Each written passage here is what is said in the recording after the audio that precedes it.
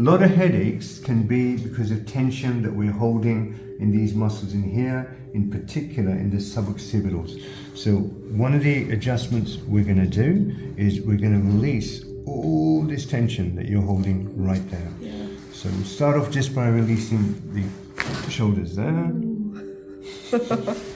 And right here. Beautiful.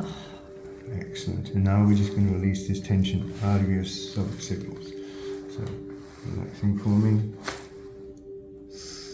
Beautiful. And this way. That was good. Amazing. Thank you so much. That's all right.